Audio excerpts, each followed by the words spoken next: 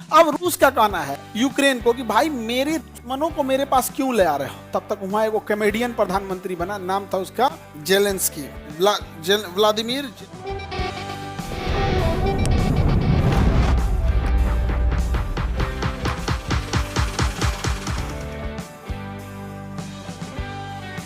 Ukraine के निचले राज्य का नाम था क्रीमिया। क्या नाम था? क्रीमिया। क्या नाम था? क्रीमिया। क्रीमिया नाम था, यहाँ पर क्रीमिया नाम था। अब उन 2014 में यूक्रेन के राष्ट्रपति थे पेट्रो यानुकोविच। क्या नाम था? पेट्रो।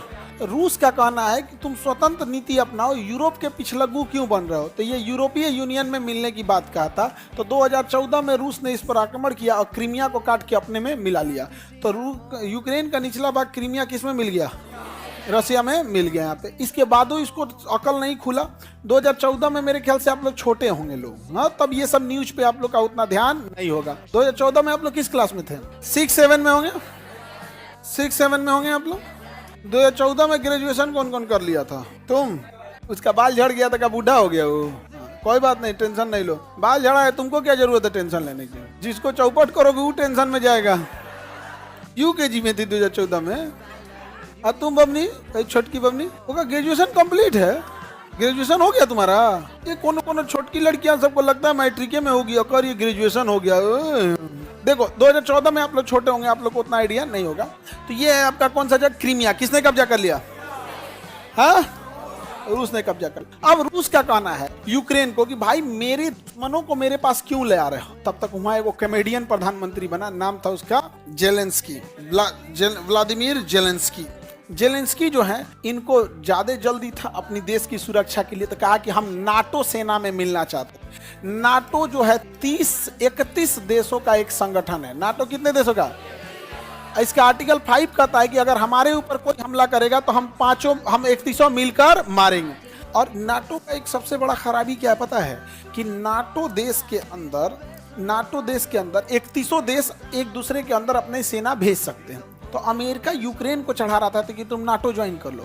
और जैसे नाटो ज्वाइन कर लेते हैं, अमेरिका अपना सैन्य अड्डा यहाँ बना सकता था, क्योंकि नाटो देश में बना सकते हैं। और यहाँ से थोड़ी दूर इसकी राजधानी है मॉस्को। अब भैया ये इतना रिस्क क्यों लेगा? कोई देश इतना रिस्क क्यों लेगा? वो समझा रहा था नाटो मत ज्वाइन करो, क्योंकि एक बार अगर नाटो ज्वाइन कर लिए तो इसका मतलब हो गया कि नाटो देश पे किया गया हमला 31 मिलकर मारेंगे। तो ये कहते कि नहीं हम नाटो ज्वाइन करेंगे। तो ये समझाया मत ज्वाइन कर, कहना ज्वाइन करेंगे। तो रूस ने कहा कोई बात नहीं। इस एरिया में जो लोग रहते हैं वो ज्यादातर उनका कल्चर रसिया से मैच करता है, और जो इस एरिया में रहते हैं इनका कल्चर यूरोप से मैच करता है। यूक्रेन ने कहा कोई बात नहीं। यहाँ के लोगों से कहा कि तुम लोग अपने स्वतंत्र देश की मांग कर दो। तो यहाँ के लोगों ने कह दिया कि हम स्वतंत्र देश बात करेंगे, डोनबॉस्क और डोनेस्क। वहाँ के लोगों ने कहा कि स्वतंत्र रहेंगे। अब वो हो गया स्वतंत्र। अब रूस ने सेना भेज दिया, कहा हम इसकी सुरक्षा के लिए अपनी सेना भेजे हैं, इस देश की सुरक्षा के लिए। इस देश को यूक्रेन स्वतंत्र नहीं कर रहा है। हो गया। यही काम तो इंडिया को करना था बलूचिस्तान में। बलूचिस्तान कह ही रहा था कि हम स्वतंत्रता की घोषित कर रहे हैं, आइए। लेकिन हमारे मोदी जी तो मोए मोए कर दिए। यहाँ पे 56 सेंटीमीटर का सीना, 56 मिलीमीटर, लड़बे नहीं किया। उधर पुतिन को देखिए, नाटो से लड़ा 31 देश। दुनिया के सबसे शक्तिशाली देशों का संगठन है नाटो। कितना दिमाग लगा वहां से, बस एक तो प्रेस रिलीज कराए कि हम स्वतंत्र रहना चाहते हैं। सेना लेके घुस गया, कहा कि हम तो इसकी मदद करने आए हैं। यहाँ पे मारने लगा, कहा कि तुम इन लोगों को मत मारो तो हम तुम लोग को नहीं मारेंगे। अब लो सोचा तू नहीं मारोगे तो स्वतंत्र देश घोषित कर देंगे। देश घोषित करने के बाद में जब देश बन जाएगा तो यूक्रेन क्या कहेगा कि मैं अपने देश को इसमें विलय करना चाहता हूँ। लो पहले अलग कराओ फिर विलय कराओ। नहीं हो गया किसी को दिक्कत। यूक्रेन में घुस गया। यहाँ पे तीनों को देर जल्दी था क्या कि हम नाटो में जाएंगे। मार के एकदम धज्जी उड़ा दिया यूक्रेन का। कौन? रसिया ने। ठीक किया या नहीं?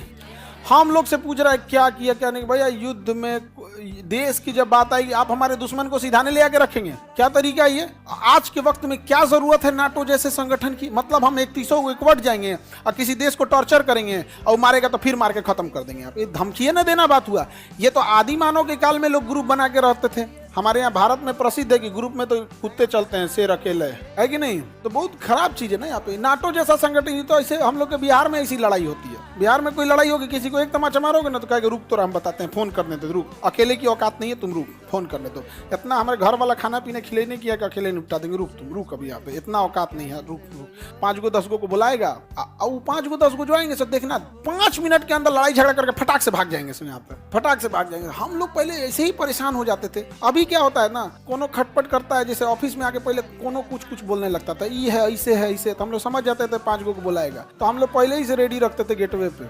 जहाँ कुछ किया गेट बंद करके ले तबड़ाक तबड़ाक एकदम यहाँ पे कैसे मुकदमा लिखवाना छोड़ दिए हम लोग। पहले FIR लिखाओ, ये कराओ कराओ, अब कुछ नहीं, अब नहीं करते हैं लोग। यहाँ पे धूर धार देते हैं, केस लिखाएगा पिताजी के नाम पे, रख लेते हैं लोग, जमा कर लेते हैं, पिताजी आते हैं, पिताजी पे लिखा जाता है वो केस। नहीं समझे, परेशान हो गए तो हम लोग क्या करें। अब तो सबका इलाज कर देते हैं। आओ सचना तो नहीं, तुम्हें बम रखा है गो। हॉल नंबर बताओ, यूक्रेन रूस की मजबूरी बन गया था कि नहीं? क्या इसको हमला करना चाहिए, क्या इसको नाटो ज्वाइन करना चाहिए? लेकिन इतना खचरा है सब।